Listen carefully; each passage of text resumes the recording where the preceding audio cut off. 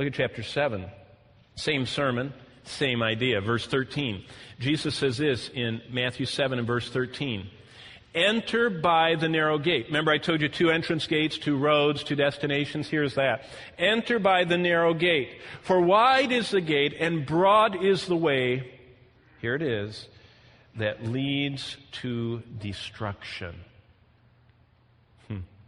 He's real negative, isn't he? And there are many who go in by it.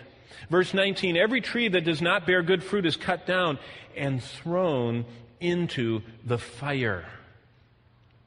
You notice that Jesus says it's not what you say, it's what you do in your life. It's not whether you have said the right things. It's whether or not you bear the fruit.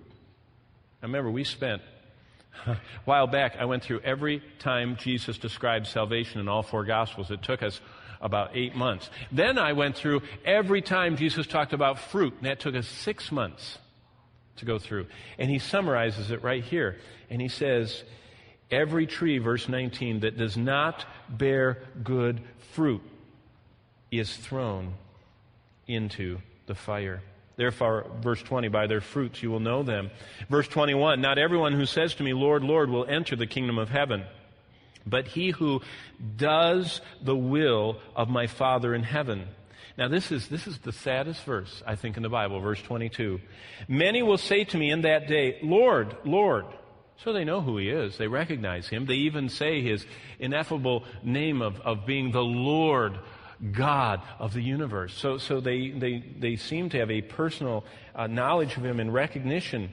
Have we not prophesied in your name? We have spoken forth about you. Have we not cast out demons in your name? So they seem to be able to do Christian ministry and done many wonders in your name.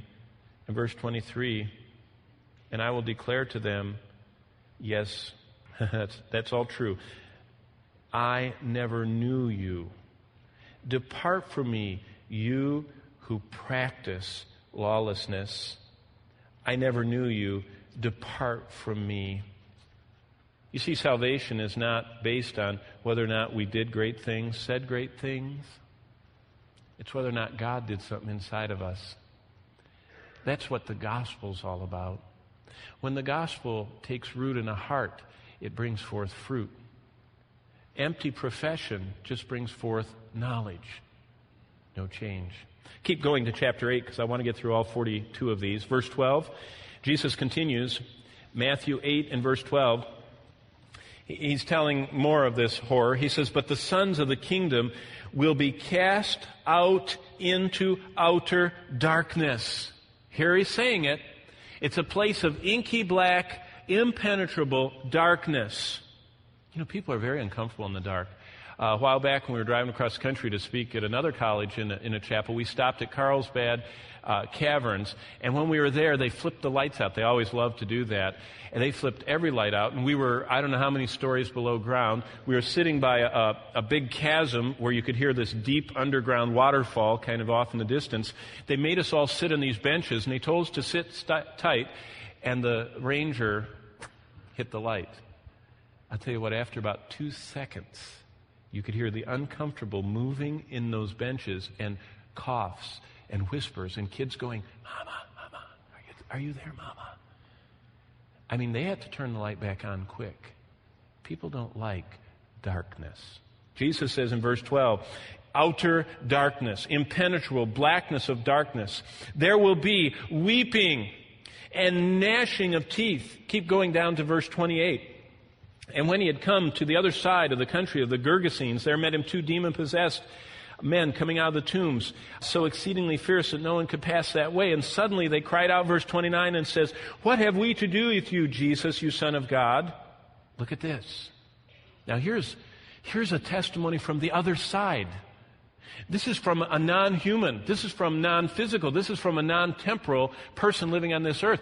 This is from a demon, an immortal intelligence, a living spirit that has phenomenal powers, that are thousands of years old, that can travel through walls, that have been in the presence of God, that have been on this earth all the way through since creation, okay?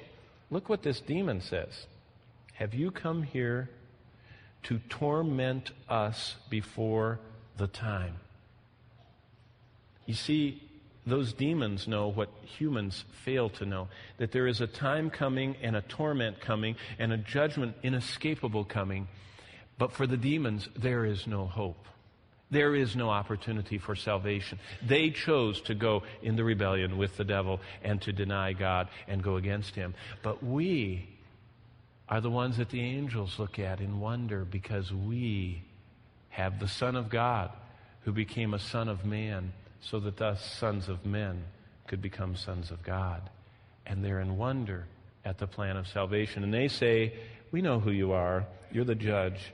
Are you going to torment us?